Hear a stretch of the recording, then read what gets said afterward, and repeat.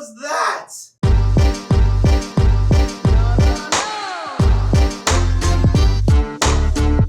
Okay,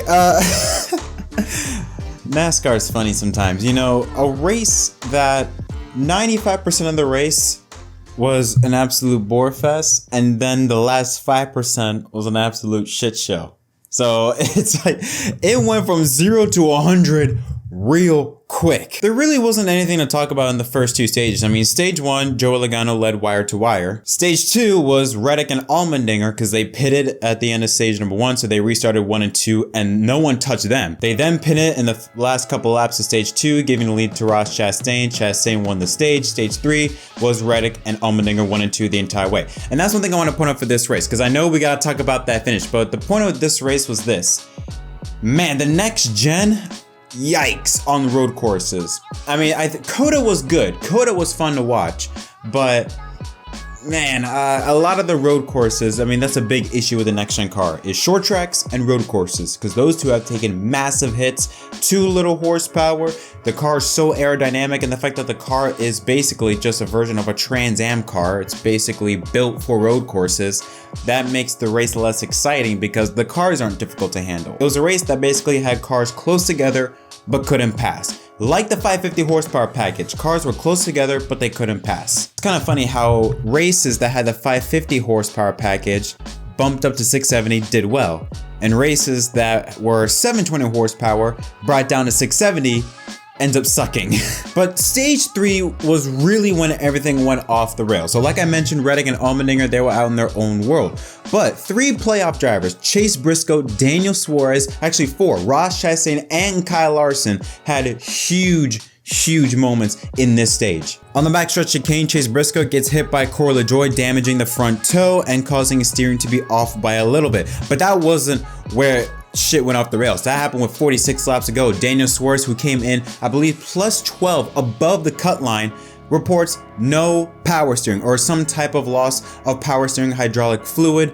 And my heart goes out to Daniel Suarez, because when you look at his onboard camera, that man was struggling. You can see just from looking at him, looking at his hands, he was struggling for his life just to try and control the car. And there were even moments where he was just screaming in pain, trying to wrestle this thing. And the thing is, with this next gen car, when you lose power steering, it's not like in the old car. With this new car, you are done for with no power steering. They tried to help resolve, you know, the issue by bringing him down to pit road multiple times, but it was just a handful, and it would have taken a miracle for him to advance into the round of 8. And the fact that it's on a road course, which made it just absolute torture for him. His teammate Ross Chastain also had issues. He hit the wall going into turn 2. It was going into the infield, which broke a right rear toe link. So bad that he had to go into the garage, and he was on there for a good amount of time to get that fixed and came back on track with 18 laps to go. But he was another driver and teammate to Suarez that was having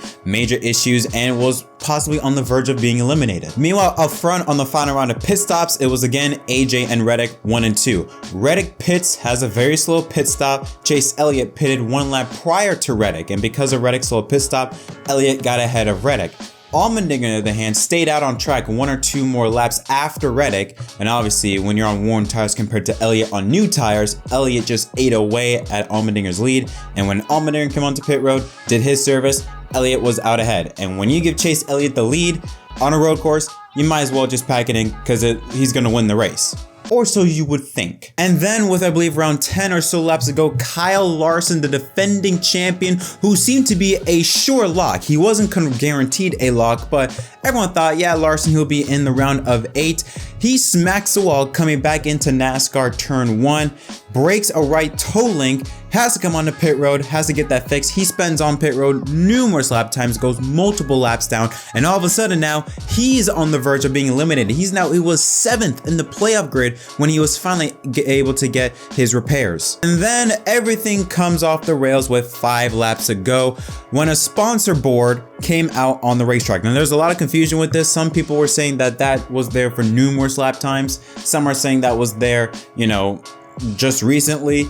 Some were saying that it wasn't on the racing line. I don't know. Me personally, I felt like that was warrant guaranteed a caution. I mean, I don't know. Like, it's a piece of debris. It's a large piece of debris that's on the racing line. I feel like that was deserving of a caution. But that's just my opinion. I know social media has a completely different opinion. Some think that wasn't guaranteed a caution. But anyways, we restart with 4 laps to go. Allmendinger and Elliott side by side. You see a 4-wide cluster jam back there. Noah Gragson spins in turn number 1 as well as Harrison Byrne. Meanwhile, heading into the infield, Elliott and Allmendinger banging on each other's doors side by side.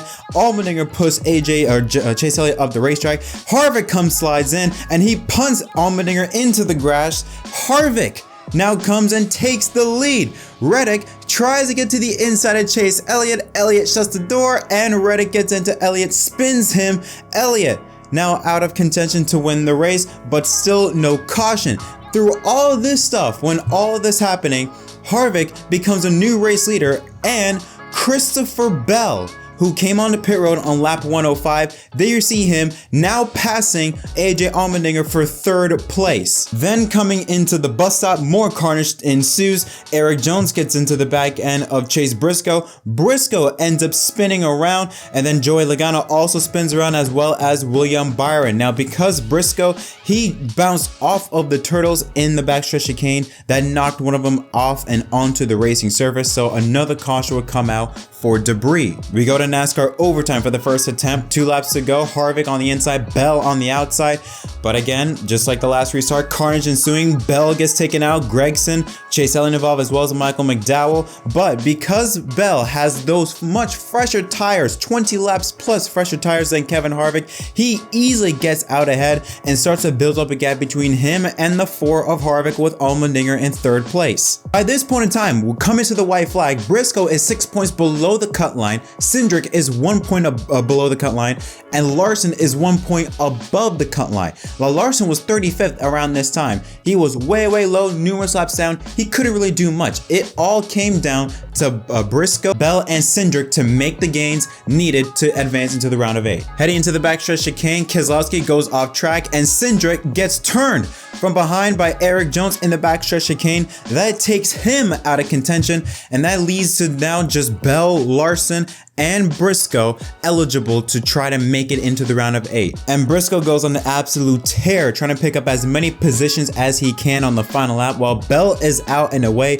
over a 2nd gap ahead of 2nd place. You look on the playoff grid, Briscoe and Larson are tied. He is banging all over the back bumper of Jones's bumper just to try to get by him. Ends up getting side by side heading to NASCAR turn number 1, but both Jones and Briscoe are loose. That allows Dillon to get the inside, takes it 3 wide, jumps up to 10th place, and then Briscoe, trying to do everything he can to make it, pulls off one hell of a move, absolutely goes balls deep into the backstretch chicane, gets 2 positions, gets by Dillon and Cole Custer to get ahead, come home in 9th place, and is able to stay in the 9th position, while Christopher Bell goes on to win at the Charlotte Roval, his 2nd career win of 2022, the 3rd win of his career, and the 6th, I believe, walk-off win in the history of the NASCAR playoffs. And there you see Briscoe comes home in 9th place. And you look at the playoff grid, those 2 positions that Briscoe did knocks him into the playoffs, into the round of 8. The defending champion Kyle Larson is out of it. It was absolutely incredible, the chain of events that happened in the past 2 laps. But like I said, Bell goes on to victory lane. 2nd place, Kevin Harvick. 3rd, Kyle Busch. 4th is AJ Allmendinger, Justin Haley in 5th. How about that? I mean, Colleague Racing, both of their drivers, 4th and 5th place, great runs for him, but a bit disappointing for Allmendinger because he sure had the car to win. Buescher in 6th, Bubba Wallace in a road course comes home in 7th somehow. Reddick in 8th, Briscoe 9th, and Austin Dillon rounds out the top 10. How about Corey LaJoie? Nice run for him in 12th place. Hamlin, Keselowski, and Almirola rounds out the top 15. Truex 17th, Logano 18th, Stenhouse 19th, and Chase Elliott after that spin comes home in 20th. Other notables like Cindric 21st, Gibbs 22nd, and Gragson 23rd. Blaney 26th. McDowell also had a fast car, ends up 27th. Kyle Larson 35th in the field. Connor Daly finishes 34th in his first Cup Series start. Daniel Suarez, with those power steering issues, finishes 36th. His teammate Ross Chastain 37th, and Daniel Kvyat comes home 39th after he also had engine issues. And here's a look at your 8 drivers still in contention to win the title. Chase Elliott plus 31. Heading into Las Vegas next weekend, Logano +11, Chastain +6, Christopher Bell holds the final spot at the moment, +3, Byron -3, as well as Ryan Blaney, Denny Hamlin -5, Chase Briscoe slides in at -9. So this race, those last 2 laps, absolute shit show. The first 109 laps, absolute bore fest. Again, like I said, this next gen car, it's just, I mean, it's made super speedway racing good. It's made mile and a half racing good, intermediate racing good, but it has absolutely sucked on road courses and short tracks. And today proved just that. Again, cars were close, but they couldn't pass. Stage racing kills road courses, so there was very little to zero strategy involved in that race. No passing, no one was able to really, on the restarts, it was exciting, but once the field got spread out, it was impossible. It was super difficult to try and even attempt a pass. If it wasn't for those issues with Chastain, Larson, and those guys, if those drivers didn't have issues, this race would have been an absolute bore fest. This would have been one of the most boring races of the year. So we kind of have to thank Larson and those guys for making it somewhat exciting. But those last 2 laps were mental, absolutely mental. And what a drive from Briscoe on that final lap. To go from below the cut line to getting it in by just 2 points, that bonsai move that he did on the backstretch chicane to get by those 2 drivers of Cole Custer and Austin Dillon to make it in was absolutely awesome to watch. So I'm happy that Briscoe made it in, but man, the defending champion of Kyle Larson out in the round of 12.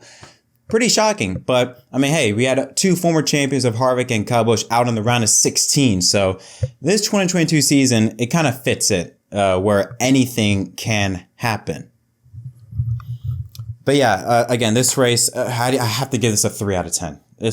Again, the last 2 laps were exciting, don't get me wrong, bit of a shit show, but they were exciting, but that doesn't make up for what happened before that. If those things didn't happen, which were not part of the racing product, these were more mechanical issues. So we bring up next gen cars and their quote unquote crappy ass parts.